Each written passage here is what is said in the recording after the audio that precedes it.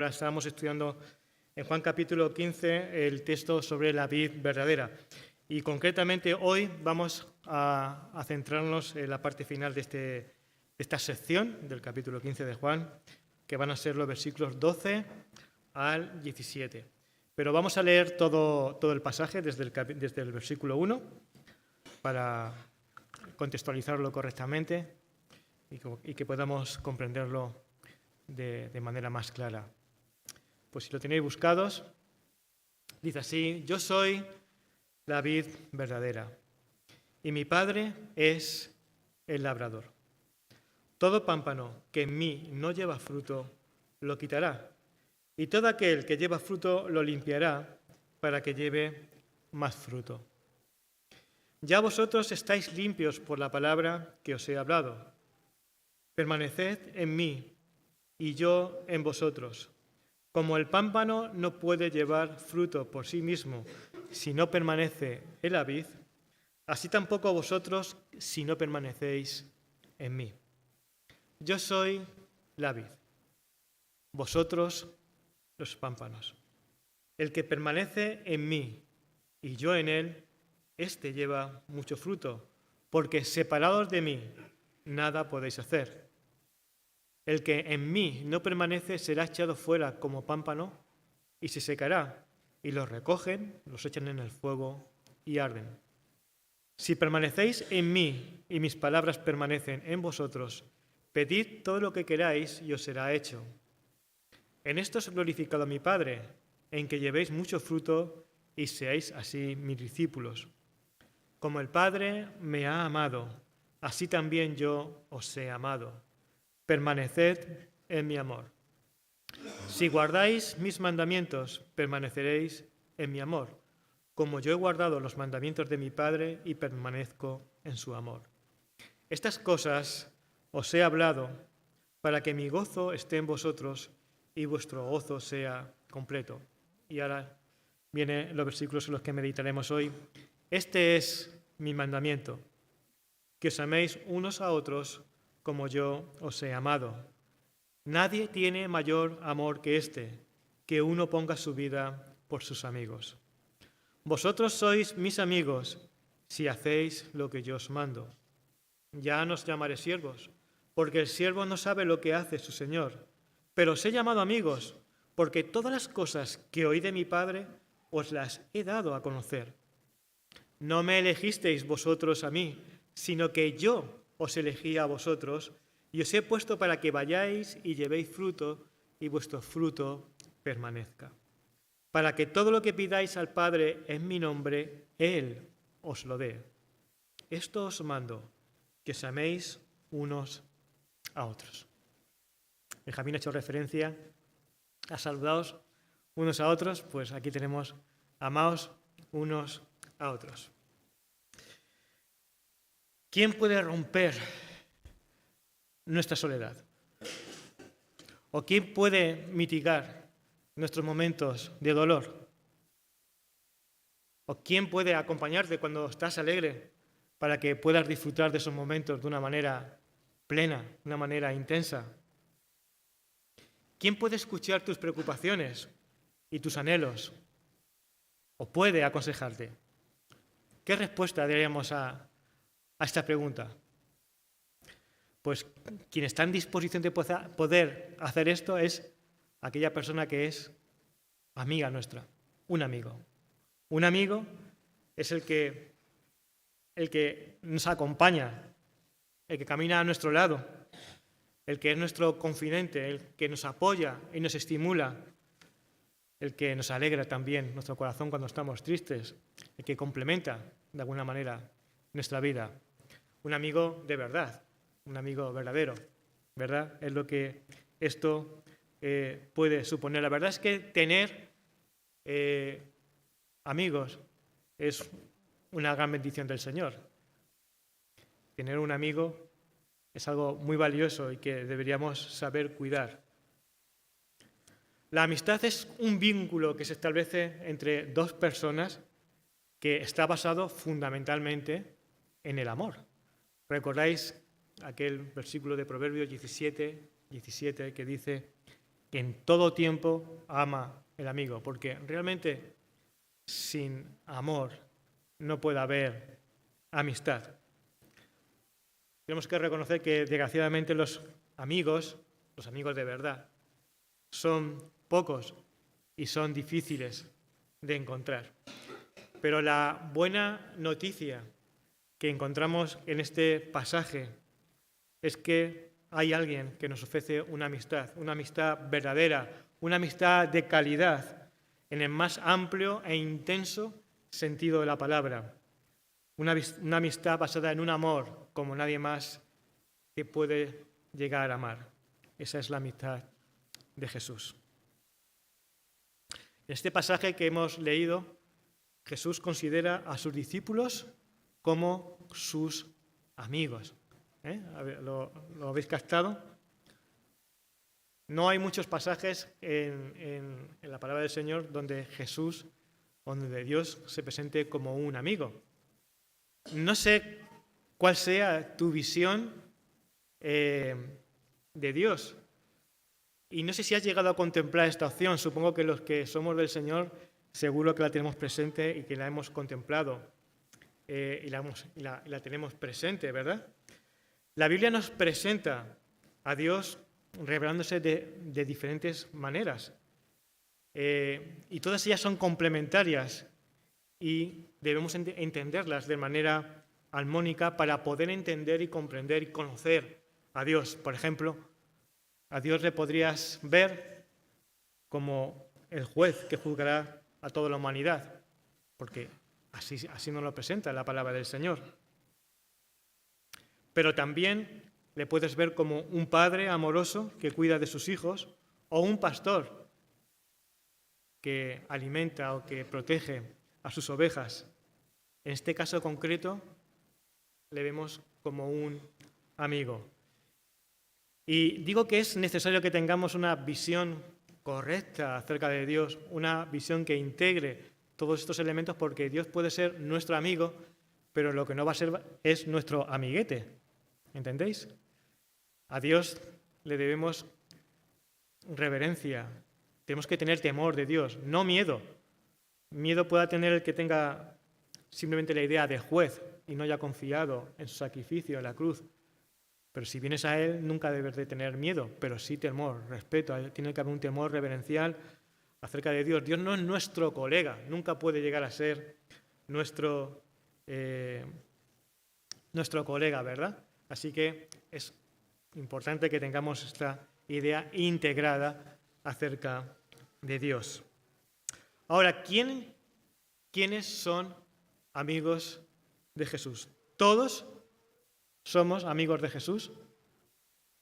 ¿Cualquier persona que hay en este planeta es amiga de Jesús?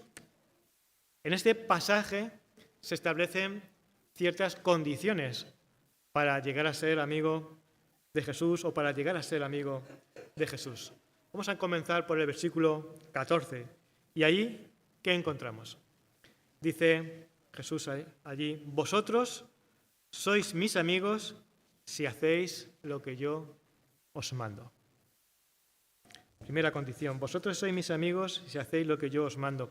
La verdad es que no sé qué pensarías tú si sacamos este texto del contexto, ¿verdad? Y te lo lanzas así, pues te puede chocar un poco. No sé qué pensarías tú de una persona que te dijera esto: tú eres mi amigo si haces lo que yo te digo.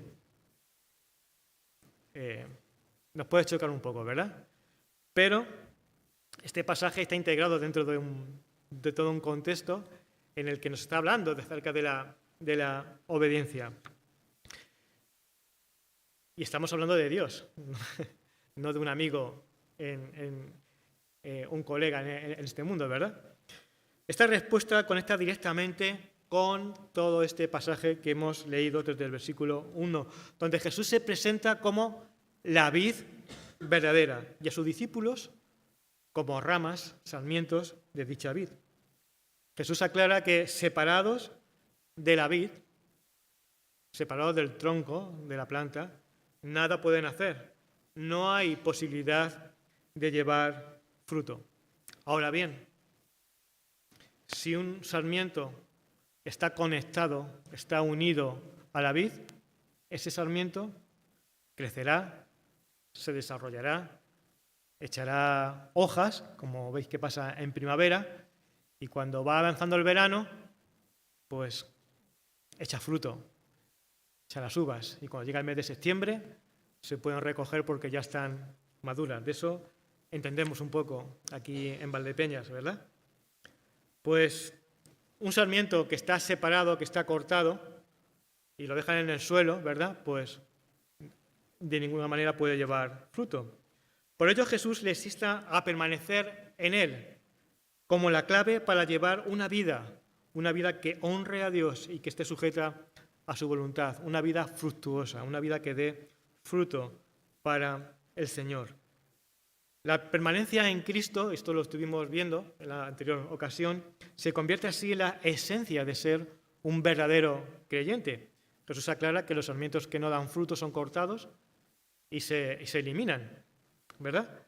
Entonces, permanecer en Cristo implica necesariamente, se convierte así como en la esencia de ser creyente, el estar unido a Él, ¿verdad?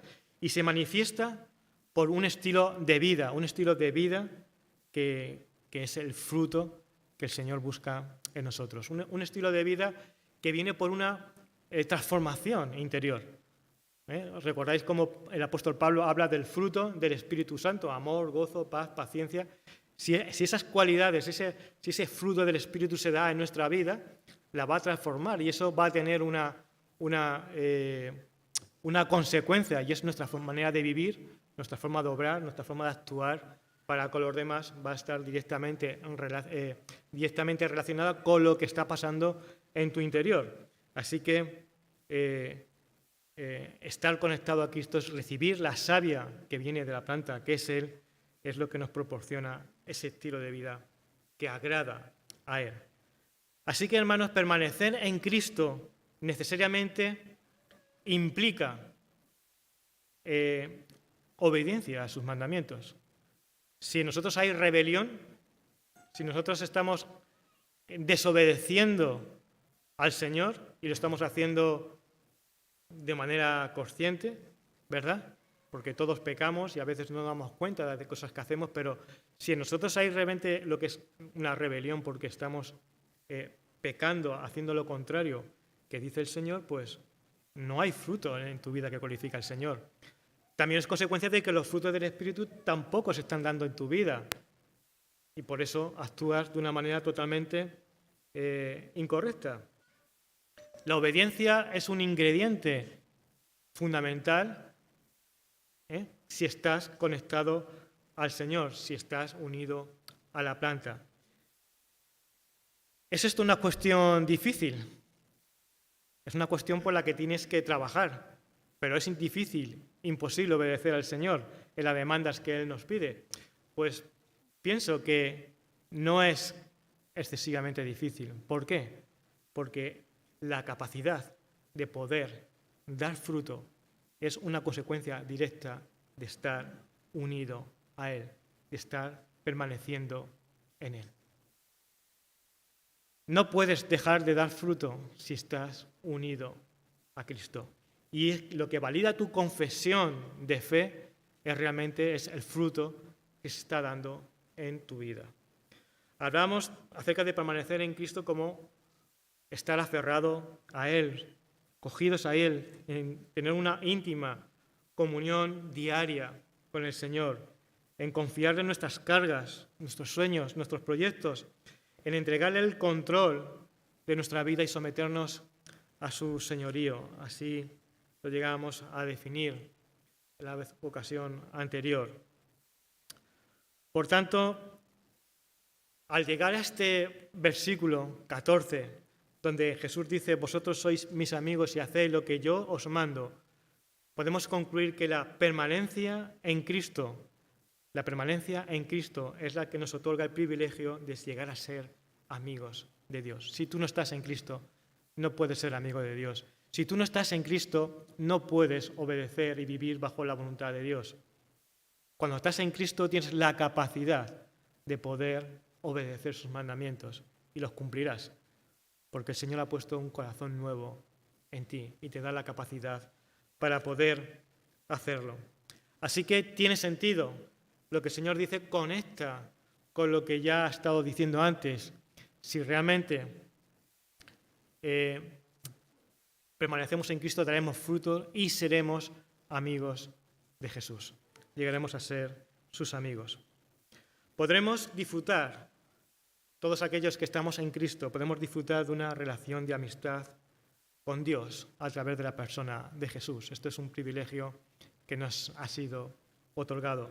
Pudiera ser que en este mundo no tuvieras ninguna amistad o que todos tus amigos te fallasen. Pero si estás unido a Cristo, a la vida verdadera, nunca estarás solo. Hemos hablado de las cualidades de un amigo. Jesús es tu amigo. Hay varias ocasiones en que cuando saludo a Antoñita, y ella me dice, es que yo allí estoy muy sola. Además, es que ya no queda ningún vecino casi en la calle. Tengo la casa allí sola y estoy sola allí. Pero luego siempre me dice, pero no estoy sola, porque Cristo está conmigo. ¿Es verdad, Antoñita? Así que esa es la cuestión. Aunque estés solo, aunque pudieras estar solo en tu casa, Cristo está contigo, ¿verdad? Esto es una gran y enorme bendición. Como hemos comentado, la amistad se construye sobre la base del amor. Y la amistad con Cristo no es una excepción en esto, salvo en que el amor que puedas experimentar de la amistad con Dios es un amor que nadie más puede igualar. El amor con que Jesús te ama es un amor que nadie más va a poder llegar a poder amarte en esa dimensión, en esa magnificencia con la que Dios te ama. Nadie te amará más que Él, ni de forma más pura e intensa. En el versículo 13 Jesús dice, nadie tiene mayor amor que este. Nadie tiene mayor amor que este, que uno ponga su vida por sus amigos. Y esto es lo que Jesús iba a hacer justamente en este momento. Lo hemos recordado al participar de la mesa del Señor. Esto es lo que Jesús iba a hacer en unas horas. Él iba a morir por aquellos a los que había llamado amigo. Aquel grupo de discípulos a que Jesús les llama amigos, considera como sus amigos. Pero no solamente por aquellos discípulos de Jesús que estaban aquella noche allí, sino que Jesús iba a morir por todos aquellos discípulos suyos, aquellos seguidores suyos que han permanecido unidos a Él a lo largo de estos 2000 años o más de 2000 años que nos separan, ¿verdad? Los que han creído en Él y los que seguirán permaneciendo en Él hasta que Él vuelva. Jesús tomó, lo hemos cantado también, sobre sí el castigo que nuestros pecados merecían, un glorioso intercambio, y murió en la cruz soportando la ira de Dios en lugar nuestro. Solo Él, con su vida perfecta, sin pecado, podía ser el sacrificio definitivo por el pecado, ese pecado que nosotros sí tenemos, ese pecado que nos separaba de Dios y que nos condenaba. Ahora podemos decir que nosotros le amamos a Él, como dice 1 de Juan 4:19, porque Él nos amó primero. Y porque le amamos es que le obedecemos. En el capítulo 14, versículo 15, Jesús dice, si me amáis, guardad mis mandamientos. Permanecer en Cristo implica obedecer, amar a Jesús implica obedecer. Ser amigo de Jesús, que es algo que está basado en el amor, implica obedecer y lo haremos porque Él nos amó primero. Esta relación de amistad que tenemos con Jesús está basada en el amor mutuo entre Dios y nosotros. Una relación que se da en el plano vertical, pero debe tener también sus consecuencias en el plano horizontal. para con nuestros semejantes, para con los demás y especialmente para con nuestros hermanos en la fe. Si somos amigos de Jesús, obedecemos lo que nos manda, hacemos lo que nos manda, pero presta atención, porque en el versículo 12 Jesús dice allí, y por segunda vez en esta noche, y hasta 3 veces lo diría a lo largo de aquella noche, Jesús dice, este es mi mandamiento, que os améis unos a otros, como yo os he amado. Lo dijo también en el capítulo 13, versículo 34, en la misma noche, en esa misma cena que estaban teniendo de la Pascua. Allí dijo, un mandamiento nuevo os doy, que os améis unos a otros, como yo os he amado, que también os améis unos a otros. En el versículo 17, al final del pasaje, también vuelvo a repetir, esto os mando, que os améis unos a otros.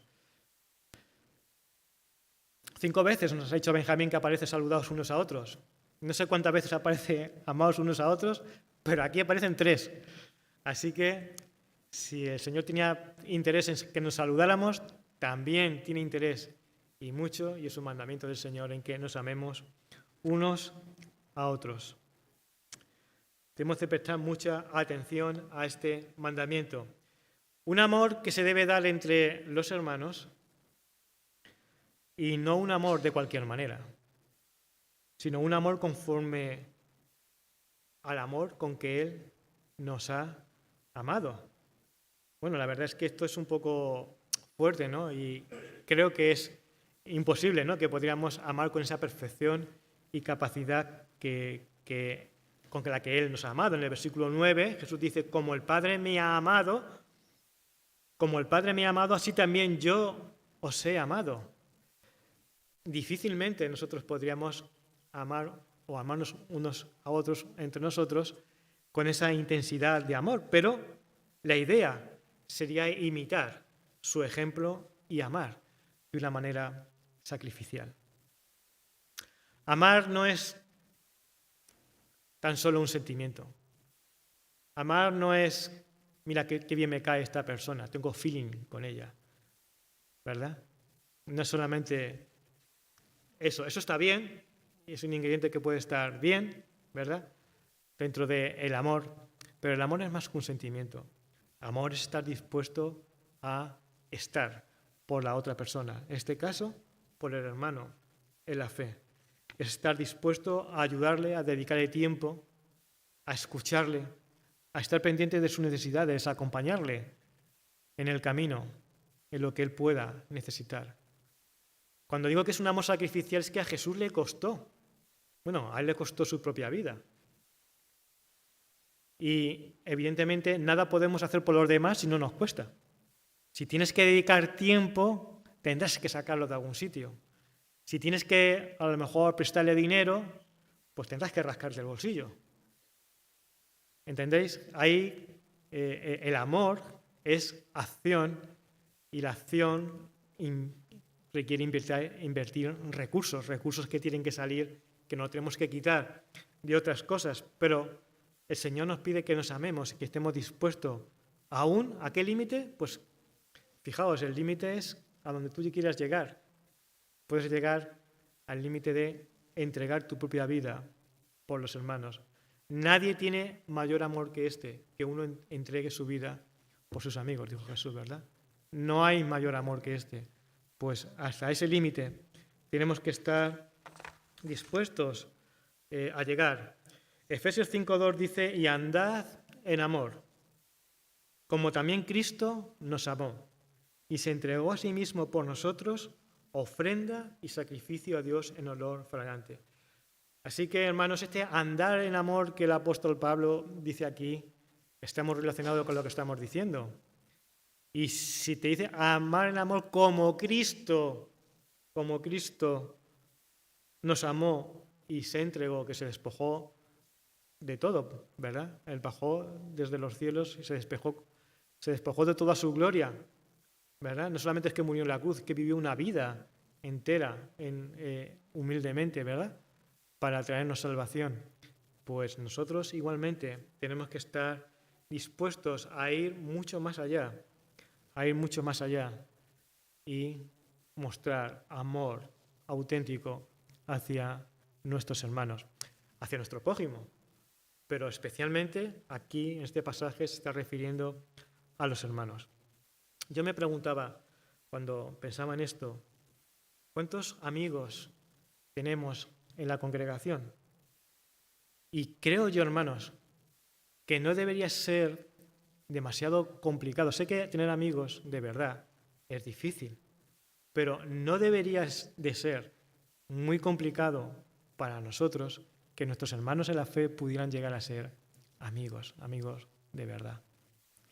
Porque si realmente nos estamos amando unos a otros de esta manera sacrificial, deberíamos de tener también, ganar amistades, nuevas amistades que el Señor nos proporciona dentro del marco de la congregación, de los hermanos en la fe, aunque sean de otras iglesias. Seguimos avanzando.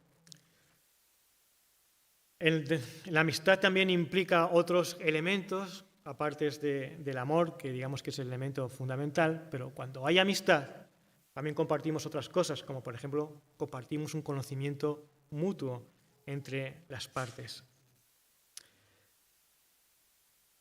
En una relación que sea entre un señor y un esclavo, pues pocas cosas se comparten. El señor no da explicaciones a un esclavo o a un siervo acerca de por qué hace ciertas cosas o le pide a él que las haga.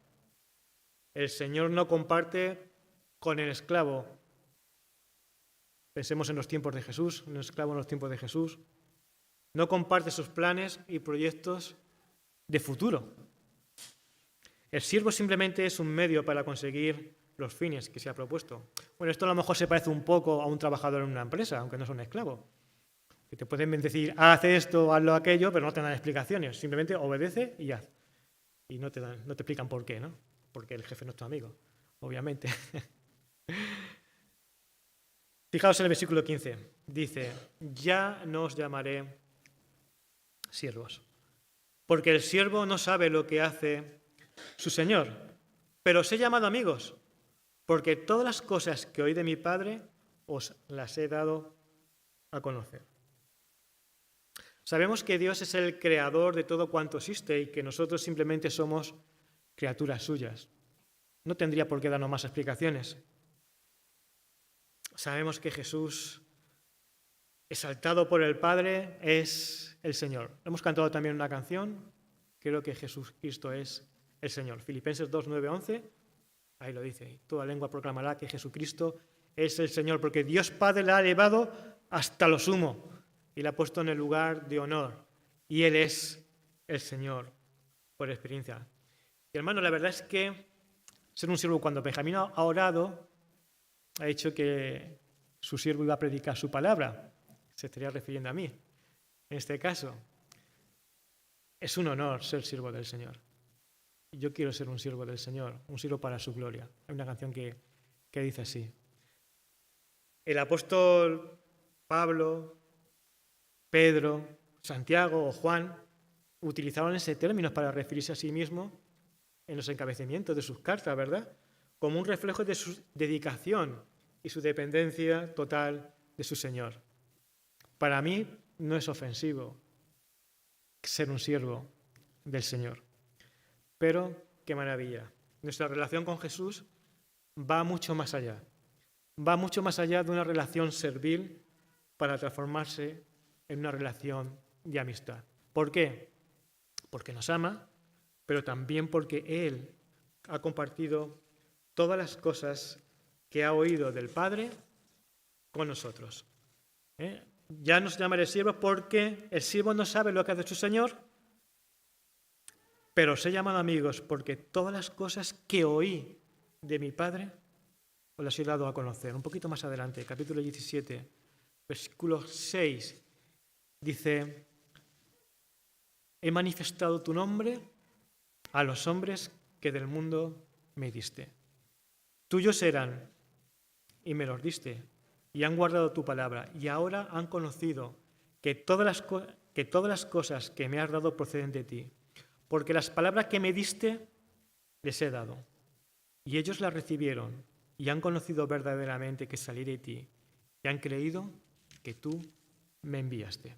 Jesús comparte sus planes. A estas alturas, Jesús ya les había explicado muchas cosas a sus discípulos. Ellos sabían por qué el Padre le había enviado, por qué iba a dar su vida, por qué tenía que marcharse, qué haría al regresar y cómo se puede salvar el ser humano. Quizás todas estas cosas necesitaron un tiempo después que el Espíritu Santo, después de la resurrección de Jesús, las aplicase en sus vidas, se las recordase y las comprendieran cuando recibieron el Espíritu Santo. Pero Jesús se las había transmitido y si no hubiese sido así, pues no podía estar leyendo el Evangelio de Juan en esta mañana. Lo tenemos porque Juan lo escribió, porque recibió acerca de Jesús. Así que, hermanos, Jesús no desea una obediencia puramente servil, sino la que está motivada por su amistad y como expresión del amor que le tenemos. Creo que esto es muy importante. Repito, Jesús no desea una obediencia puramente servil, sino la que es motivada por su amistad y como expresión del amor que le tenemos. Hay un tercer elemento, una tercera condición que se da para ser amigo de Jesús. En el versículo 16 dice, Jesús, no me elegisteis vosotros a mí, sino que yo os elegí a vosotros y os he puesto para que vayáis y llevéis fruto y vuestro fruto permanezca, para que todo lo que pidáis al Padre en mi nombre, Él os lo dé. El tercer elemento que vemos en este pasaje es que los amigos de Jesús son elegidos por Él. Esto es algo que sí difiere de lo que ocurría en los tiempos de Jesús, porque aquel discípulo que quería seguir a un maestro, él lo escogía. Esto era la cuestión normal en los tiempos de Jesús. Pero si leemos el Nuevo Testamento y leemos los Evangelios, veréis que no es así en el caso de Jesús. Jesús llamó a sus discípulos, buscó a aquellos hombres pescadores en Galilea y los llamó. Llamó a Mateo del banco de los tributos, ¿no?, para que le siguiera. Y había muchas personas que le seguían y luego eligió a un grupo de 12 para que encomendarles más directamente el ministerio de proclamar las buenas nuevas del reino de Dios. Aunque es cierto que llegamos a ser amigos de Cristo cuando respondemos favorablemente a su invitación de unirnos a Él en arrepentimiento y fe, debemos ser conscientes de que la iniciativa es enteramente suya. Si recordáis los Salmos 14 y 53 que también he mencionado en Romanos, no hay, son dos salmos que son prácticamente iguales, dice que no hay nadie que busque a Dios. No hay nadie que busque a Dios. Y nosotros tampoco lo hubiéramos hecho. No lo hubiéramos hecho si no hubiéramos escuchado el mensaje del Evangelio y hubiéramos escuchado la voz de Dios, hubiéramos de esa manera respondido.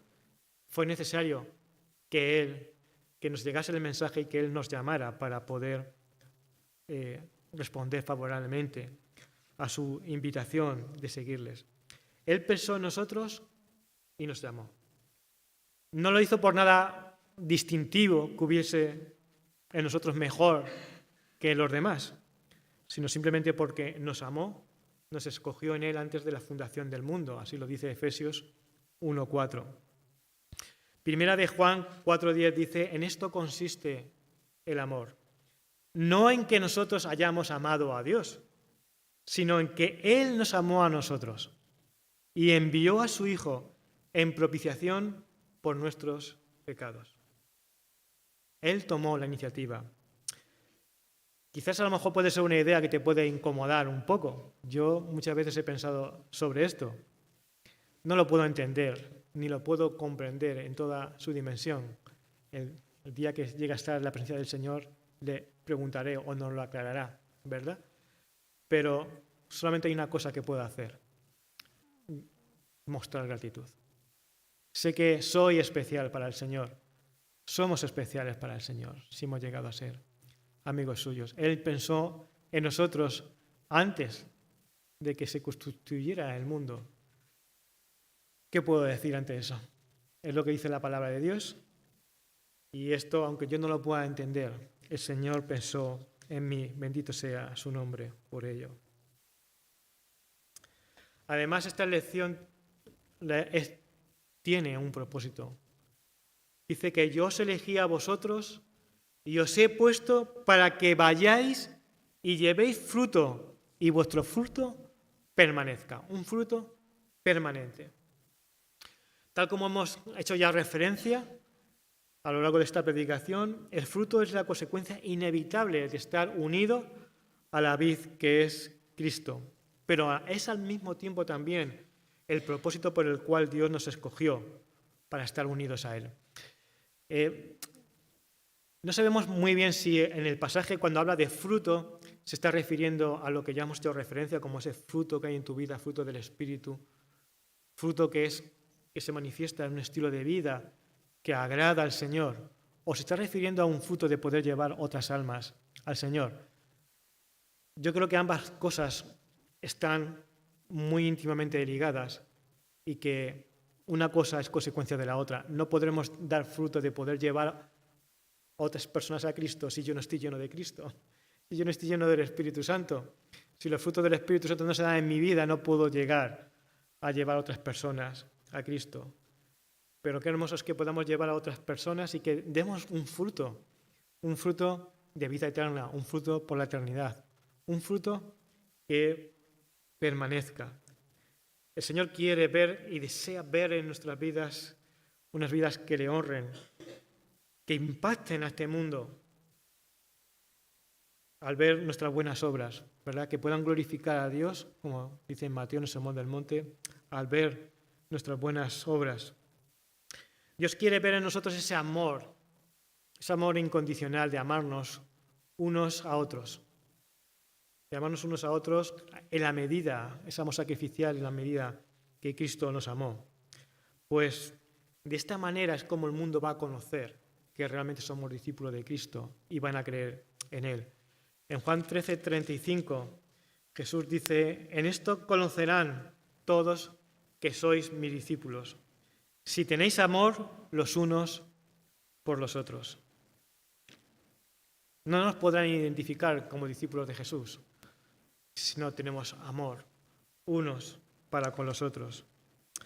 Y además de que puedes recibir la savia por estar unido a Cristo que te pueda llevar a dar fruto, además el Señor nos deja un recurso, que es el recurso de la oración. Dice: para que todo lo que pidáis al Padre en mi nombre, Él os lo dé. Hemos hablado en otras ocasiones acerca de frases parecidas que aparecen también en este pasaje, pero fijaos cómo esta frase aparece envuelta dentro del contexto de dar fruto.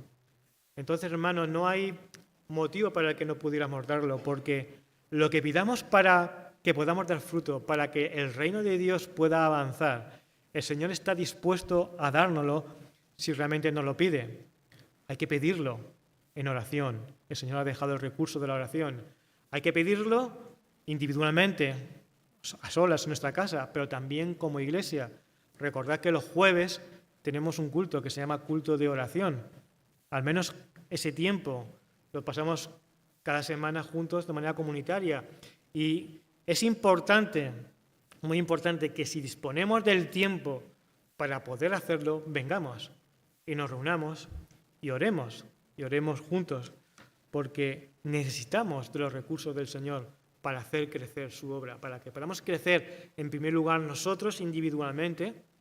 Cuando hablamos de un avivamiento siempre decimos que el avivamiento tiene que comenzar en nuestra vida, en nosotros primeramente, para que podamos llegar a alcanzar a otros. Así que, hermanos, ¿qué obstáculos hay en nuestra vida que nos impida dar un fruto abundante? Es nuestra entera responsabilidad, porque el Señor ha puesto los medios a nuestro alcance para que podamos hacer crecer la obra del Señor. Reconocemos que hay obstáculos, que en nuestra vida hay obstáculos, que en nuestra iglesia hay obstáculos, y que si no vamos más adelante, si no somos capaces de extender más allá del reino de Dios, es porque algo está fallando en nosotros. Pero la solución está en volvernos a Cristo. La solución está en estar en íntima comunión con Él, en buscarle diariamente, en permanecer en Él. Si cualquier otra cosa nos distrae, si damos prioridad a otras actividades, me tengo que ir al gimnasio, no puedo ir al culto de oración, por ejemplo, por decirte algo, o no puedo dedicar tiempo para mi devocional diario porque le doy prioridad a otras cosas, otras facetas, no avanzaremos. Seremos del Señor, pero nuestro fruto será pequeño, aunque cuidado, porque el Señor puede intervenir ahí para limpiarnos y llevemos más fruto, ¿no? Ahí nos estamos exponiendo, ¿no?, a su propia disciplina, pero es cierto de que en el Señor tenemos los recursos y que los obstáculos deberían desaparecer. Así que, hermanos, pues os dejo con este pensamiento en la mente, en esta visión acerca de Dios, acerca de Cristo, de que si estás en Cristo, tienes un amigo. Tienes un amigo, el mejor amigo que puedas tener. Tienes un amigo al que le puedes compartir tu vida, al que le puedes contar tus cosas. Orad sin cesar, dijo el apóstol Pablo. Orad sin cesar cuando voy andando por la calle, cuando estoy haciendo otras cosas, ¿verdad? Incluso cuando esté en el trabajo y pueda tener tiempo donde mi mente pueda mirar al Señor. Orad sin cesar. Podemos estar en comunicación con Él y el Señor está en comunicación con nosotros a través de su palabra. Él nos alimenta, nos instruye a través de ella. Y si alguno de vosotros esta mañana no tiene la certeza de que es amigo de Cristo, porque hay una serie de condiciones, lo habéis visto, ¿verdad? Si hoy oyes la voz del Señor y quieres tener la amistad con Cristo, pues obedece, atiende a su llamado y ve a Él. Pues que el Señor sea la gloria, hermanos. Amén.